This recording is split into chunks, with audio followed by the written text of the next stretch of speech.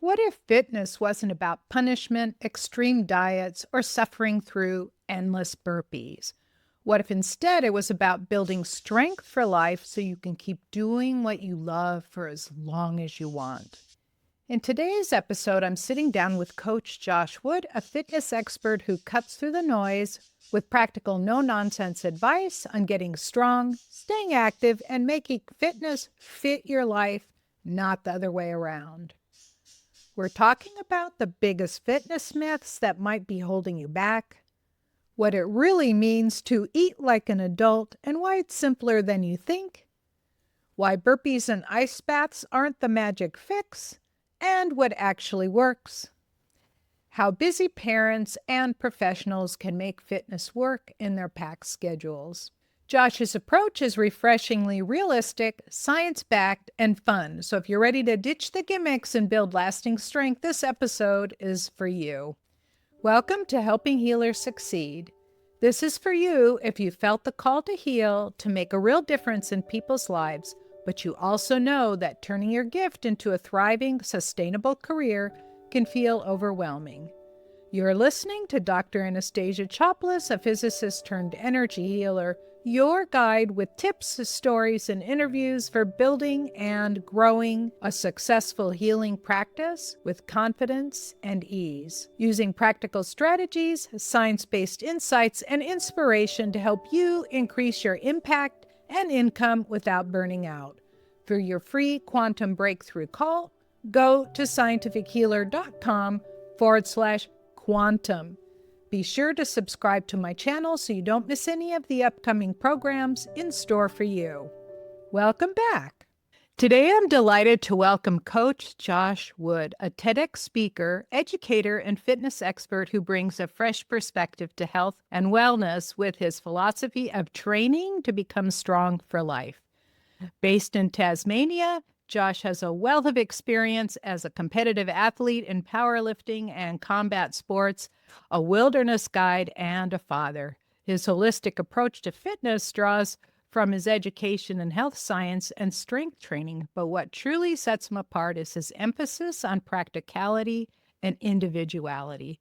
Josh believes every minute of life is priceless. Me too. And he has made it his mission to help people from parents to athletes thrive in their unique journeys.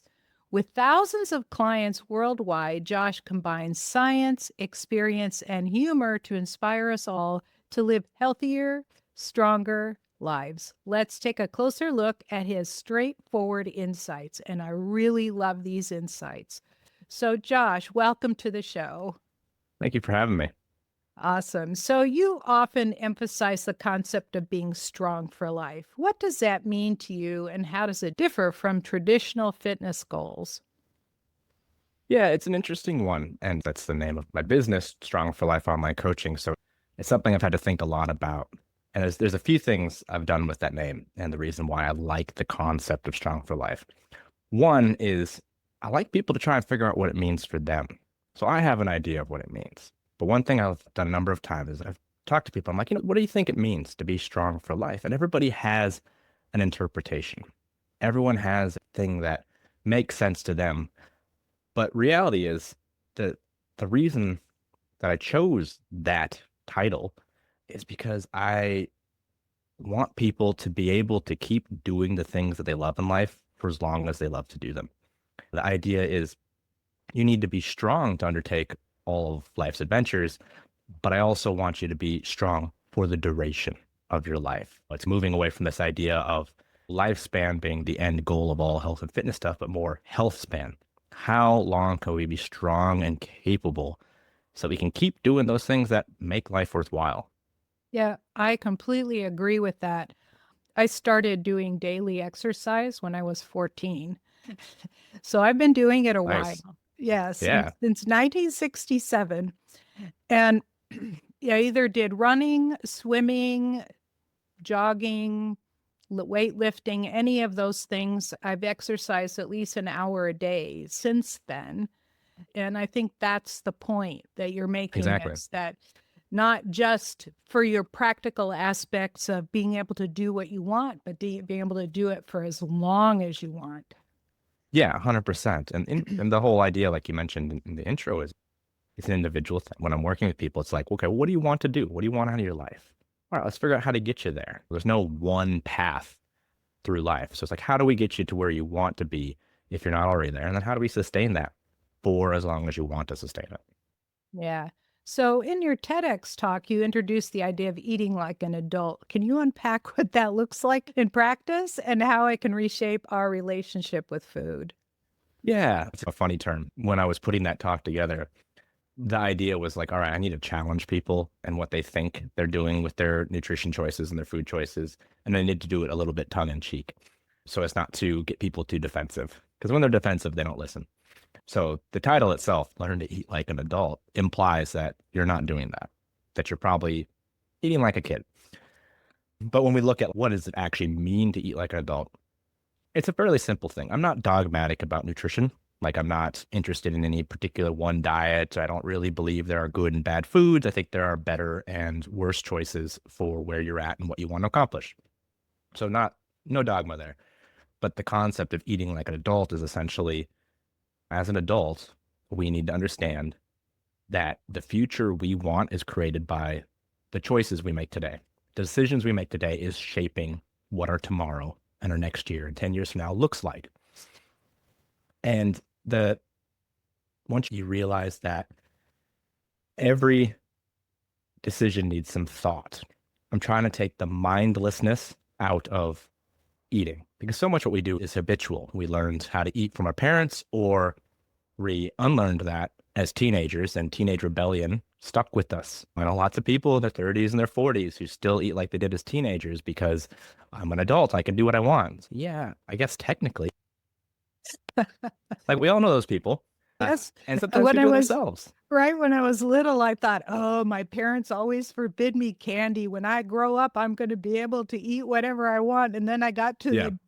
the adult stage and I'm going, yeah, this isn't good. I don't feel good on it. No, that's right. And we see that with other behaviors too. It's, oh, I'm young and, oh, I'm going to stay up as late as I want. When I'm an adult, I'm going to stay up all night and do whatever I want. And it's, no, being an adult actually means like going to bed early and taking naps whenever you can. That's what real adults do. But it's this idea of bringing conscious decision back to food choices so that we can take ownership of the outcomes. It's essentially self-accountability around our relationship with food. Yeah, exactly. I really like that self accountability because whatever you've created in the present, it's your past behaviors.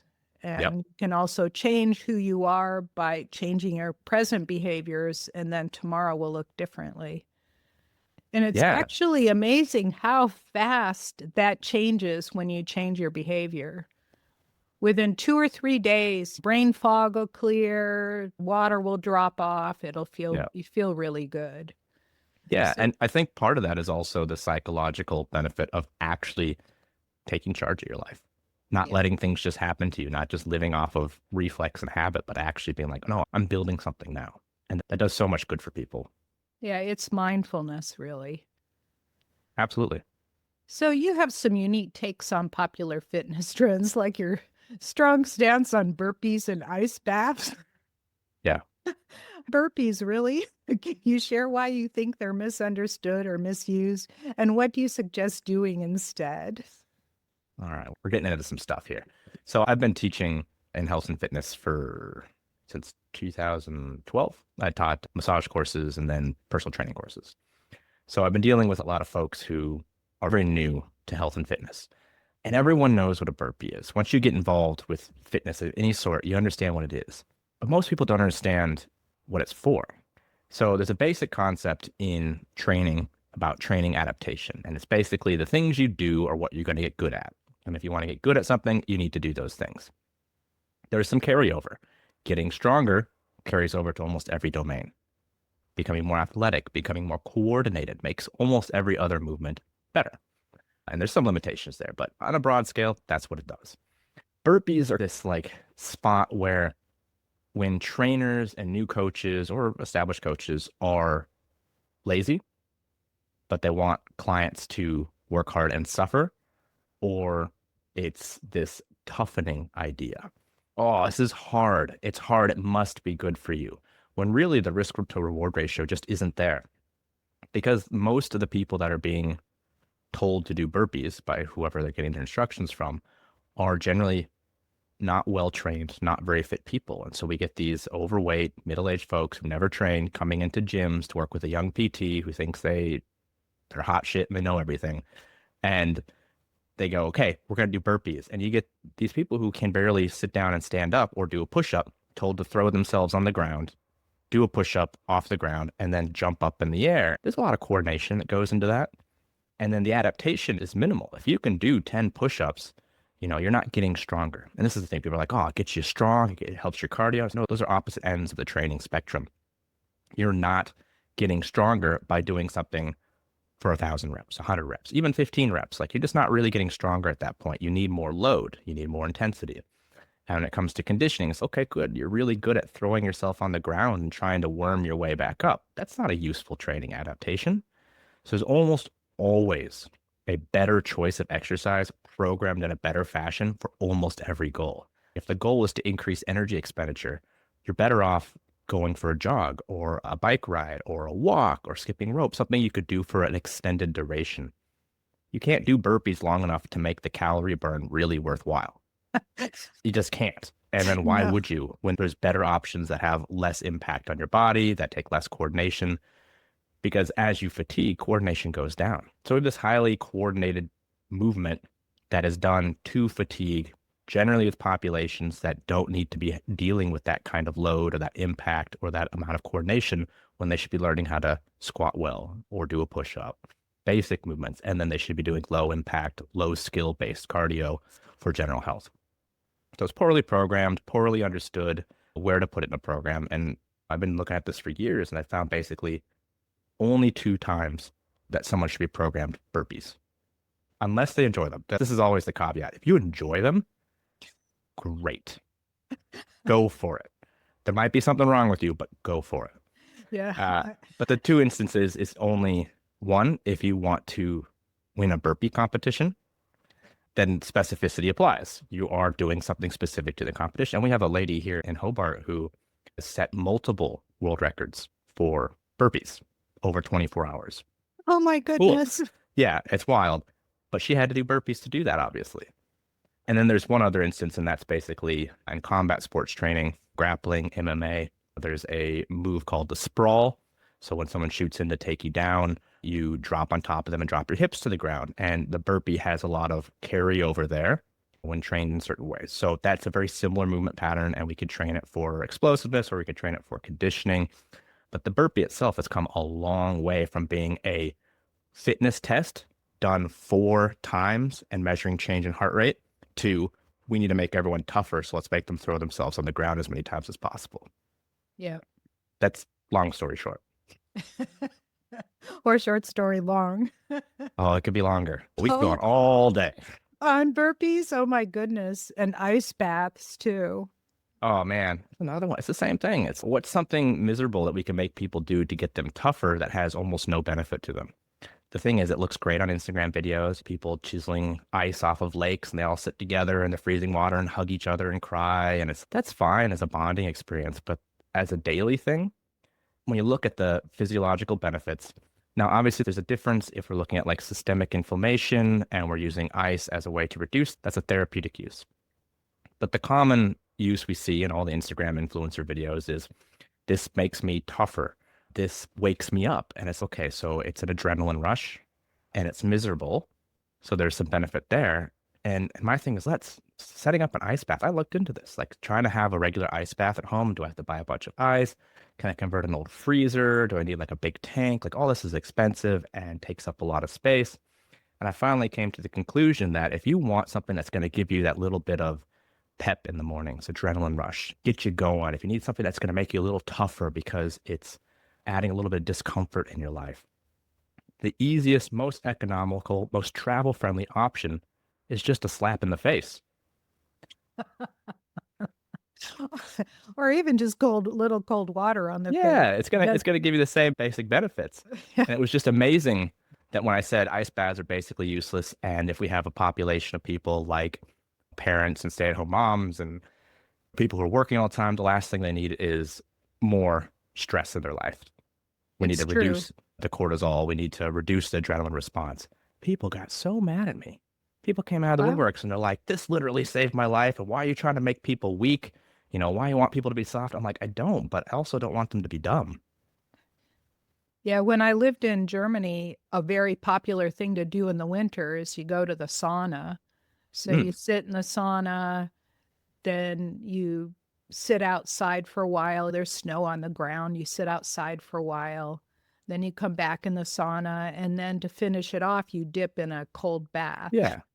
Yeah, and that's contrast bath. That's a different thing. Like I grew up in Minnesota and we had the polar bear club in the winter where they put a sauna out on the ice on a lake and they cut a hole in the lake. But that contrasting heat cold has more of a flooding effect on the body. It helps with circulation. There's more benefit there than just getting up, freezing yourself, and then going about your day.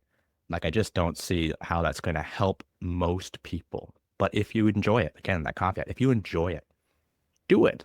I'm not Yeah. going to stop you. Or if you feel like you're getting benefit from it, because it's not going to hurt.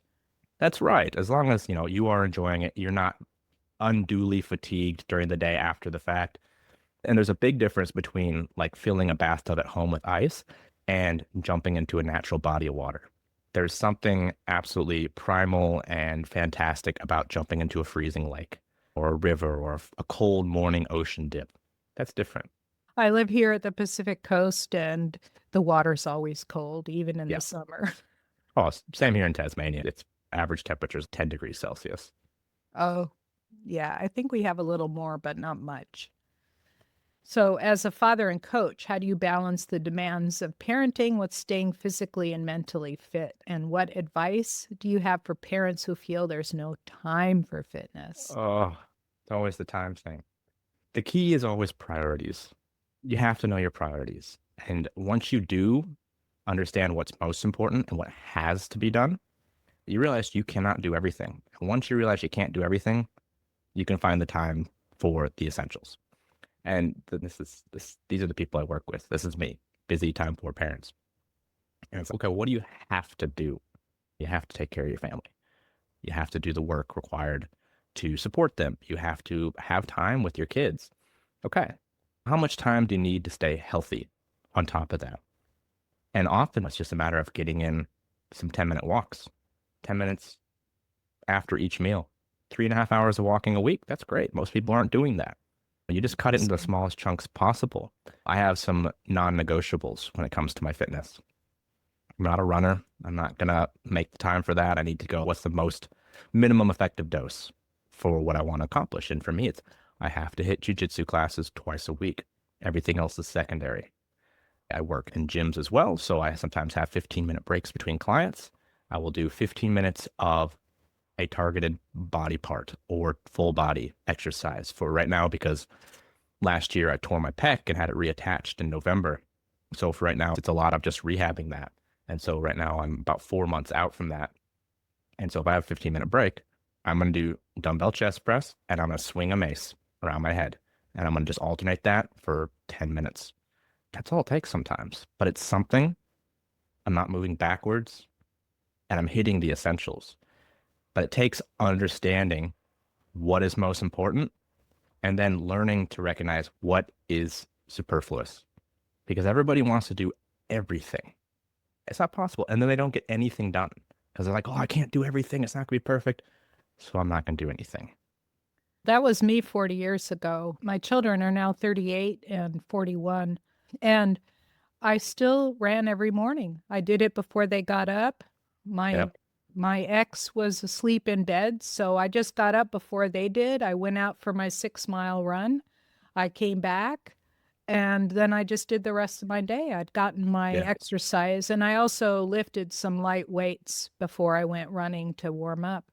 Yeah. But Great. yeah, but you get it in, and then the rest of the day is yours. Yeah. And before the kids get up, after they go to bed, like those are Mhm. prime times for parents. Like I have a weird schedule. It's somewhat flexible, so I can schedule 30 minutes in Mhm. here and there across the day. But that's just the demands of my life because I don't have mornings. I still got a 1-year-old who doesn't sleep through the night. As they get up sometime between 5 and 6. And I'm like, I'm not going to get up before that. I already have broken sleep for the last year. My priority is sleep. I have to sleep, otherwise I'm not going to function. So I do a little bit less exercise, but I focus on sleep and I focus on nutrition. Yeah, so you've mentioned the playground test as part of your fitness philosophy. Can you explain why that is and why it's so impactful for evaluating health and strength? Yeah, again, like my whole thing is practicality. What's a functional measure of health and wellness, especially for people like me, busy parents, business owners, people who just don't have a ton of time. And once we learn to prioritize, we find more time. But the playground test is such a simple yet challenging thing for parents. The idea is if you go to a playground with your kids, which I'm assuming every parent does, you take your kids to the playground, you should be able to play with them on the playground. You should be able to use the monkey bars. You should be able to climb up all the little contraptions, the webs and the climbing frames and whatever. You should be able to go and do that with your kids. And if you're real good, you should be able to do it better than them. Challenge them. Not Uh, likely. it's hard. It's hard, but it's one of those things. Is why can't you? And if you can't, that's the question you should be asking. Why can't you? And it's a really good measure of just real functional capacity. Monkey bars are hard for adults. The grip strength, the upper body strength is really hard, but it's like a partial chin up. And the chin up is a really good measure of where you're at in your relation to your weight and your strength. So proportional strength. And the number one thing that makes things like chin ups and monkey bars easier is losing unnecessary weight.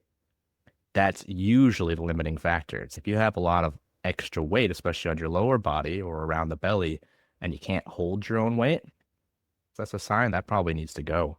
So it's just, can you play on the playground? Can you go and enjoy it with your kids as opposed to sitting on the bench? And I came up with this because I just kept seeing parents sitting on benches, playing on their phones and going, no, I can't do that. Oh, I'm too old. Oh, I can't hold myself up. And I'm like, what are you talking about? This is ridiculous. Some parents are like, I can't push you on the swing. You're too heavy. It's like, your kid's 4. Unacceptable. Yeah, I've joined fitness challenges when I was 60s, mid 60s, and then these 40-year-olds would come on. Am I too old for this? No. And I go, I'm 64. I can still do it. So can you. Yeah. But yeah, it's interesting. Even when I weighed 117 pounds, I'm slightly more than that now, but even when I weighed 117 pounds, I couldn't pull up myself more than once or twice That's still ever. pretty good. Yeah, but I could do the monkey bars where you go across this really easily. I just would go right across and then Yeah. back. Yeah. And I had people commenting to me on the playground, like, whoa, I could never do that. Why not? Yeah, that's right. That's what people should be asking themselves. When did we become boring?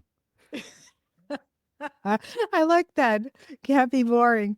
Yeah. So, your approach to fitness includes elements of wilderness and adventure. How's your Mm. experience as a hiking guide influence the way you coach clients in achieving their fitness and health goals? For a while there, yeah, I worked as a wilderness guide here in Tasmania, and my big focus was working with other people in the industry. And I've done some work with guiding companies for education for guides, whether it's recording videos for guide training or whether it's in-person training for guides to get them to understand what's actually required in the job and how you can actually make it a career if you look after yourself. Because most people burn out.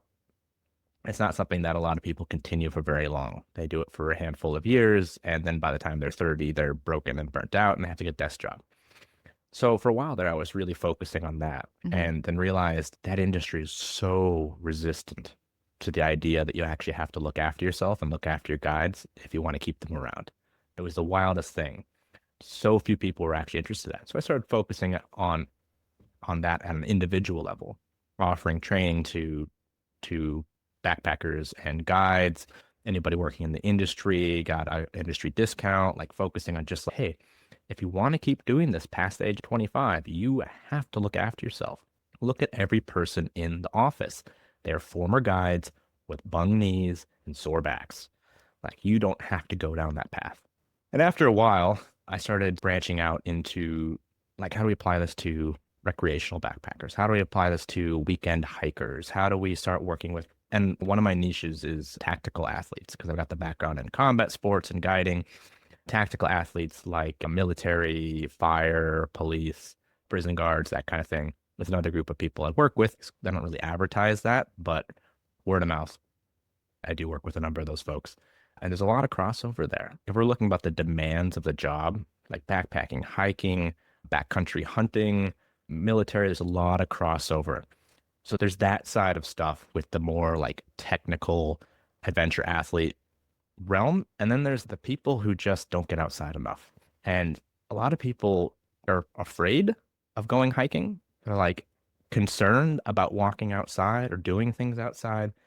And so a big part of what I like to do is just try and promote people get outside more. That is our natural environment.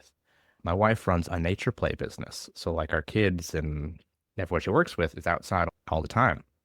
But we lose that. Just it's like the playground test. We do all this stuff as kids and then we lose it as adults. But I want people to be outside, get outside, have that exposure to the sun and real fresh air and green spaces because it's part of who we are as a species. We need Well, that to be healthy.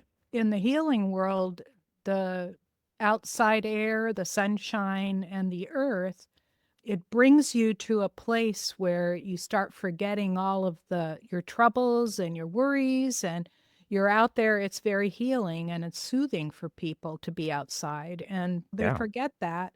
And the other thing is, you touched on a really important point for practically every industry. I noticed it as a professor, as a researcher, and now as a healer, that people just don't take care of themselves. And you would think that healers, like I have a chiropractor friend who developed a technique to help eliminate pain out of the body using a chiropractic activator. And he asked a group of chiropractors to come to his hotel room if they needed help. And he said the line was out the door, down the hall. And that just means that whatever your chosen profession, people aren't taking care of themselves. And Oh, so yeah. this is a really important point for everybody to take in. Yeah. Not just people that want to do wilderness. If you want to stay a healer and not get sick from your connection to other people, self-care is utmost. That's the first thing I teach people is self-care. It's so important. And like when I Yes. worked in manual therapy, is like just the amount of uncare people had for their primary professional tool themselves, their hands. Like there was better, it was better in that industry. People worked more on their self-care, but at the same time, it's like nobody cared about their nutrition. Nobody cared about getting stronger. They're just like, oh, I'll just massage my forearms and then I'll be able to go forever. And it's like, no, there's you have a whole body that needs a lot more than that. Yeah, without the proper health building blocks, Yeah. that without the proper nutrition, without the proper rest, without the proper hydration, without the Yep. proper movement, strength, flexibility, and endurance, they're all so important. Absolutely. And it gets forgotten. And it's wild to see in physical realms. If you're working in like manual therapies or even in personal training or coaching, people forget that we need to be doing the same things that we tell our clients to do. Exactly. One of the ways I get exercise is my daughter and grandson live here part-time, and my grandson goes to school up this hill. It's all the way up the hill here, and it's about 25 flights of stairs up this steep hill. So I Nice. walk up with him every morning and then back Yeah, great. down. And we also get a chance to talk. And Yeah. sometimes he'll ask me, do I know about something? And the other day he goes, oh, you need to learn so much. Always. Yeah, Always. he's 9. Yeah. That's great. And then he says, tonight you're going to look this up, and tonight I'm going to come home and test you on it. He's keeping you on your toes. Yeah, you get to look forward to that with your kids as they get Yeah. older. Oh, I've been my 4-year-old has been talking since he was like 18 months, 2 years, and he hasn't stopped since. Just perpetual like stream of consciousness talking all the time. It's wild the things that that he thinks about and comes out with and asks about. It's awesome, but it keeps you on your toes. It keeps you Yeah. learning too. Yeah, this kid talks like an adult, and he talked like that since he could talk. Like, That's great. I told him, stop running water down the sewer, and he looks at me and he calls me Yaya. I'm Greek, so that's Greek for grandma. And he goes, Yaya, it doesn't go down the sewer, it goes to the water treatment plant. I think he's probably right. Yes, he is. He was like 2.5 when he told me that. I couldn't stop Amazing. laughing. That's So, great. do you have something to offer people? Like, do you have a place, a website, or anything that Oh you yeah, can come to and visit? absolutely. If you come to Hobart, Tasmania, I'll offer you a cup of coffee. But if you're gonna stay abroad, a great resource is my TEDx talk, 6 Habits to Eat Like an Adult. If you don't want to spend 14 minutes watching that, I do have the Eat Like an Adult guide on my website, which is just a free infographic. Originally, I designed that for my sister and her husband to put on their fridge. I've refined it over the years since then, but it's just a simple going through the habits of eating like an adult and what they mean and how to do them. I've got heaps of free resources. I've got the Eat Like Adult guide. I've got some different recipes. I got the beginner gym guide. Like if you're not sure where to start going to the gym, I got a whole guide on how to get started and what you should look for and what you should bring and what you should do. All sorts So of free it's Josh. resources. So it's strongforlife.online. So you can Okay. Google Strong for Life online coaching or Coach Josh Wood. My website has lots of great resources there. Alternatively, you can find me on social media, Coach Josh Wood. I'm on everything. Instagram is probably the best place to reach me, though, if you want to chat or if you have any questions. Just Instagram, Coach Josh Wood, or just have a Google for Coach Josh Wood, and I pop up most places. And always happy to chat. Love Okay. answering questions. Okay, and I'll have all that on the show notes so people Cool. can just go on the show notes and Easy. click on it, and I'll put all of your social and everything in there so they can find you. Awesome. Yeah, so thank you so much for a really great conversation about the practical and important aspects of staying fit and healthy. Like you said, strong for life. That's it. Thank you for having me. You're welcome. Thank you for tuning in to Helping Healers Succeed. You'll find resources and show notes on our website at helpinghealerssucceed.com. Until next time, I'm Dr. Anastasia Chopelas, sending you golden healing light and success vibes on your journey to becoming a powerful, confident healer, coach, or intuitive. Remember, your gifts are so needed in this world.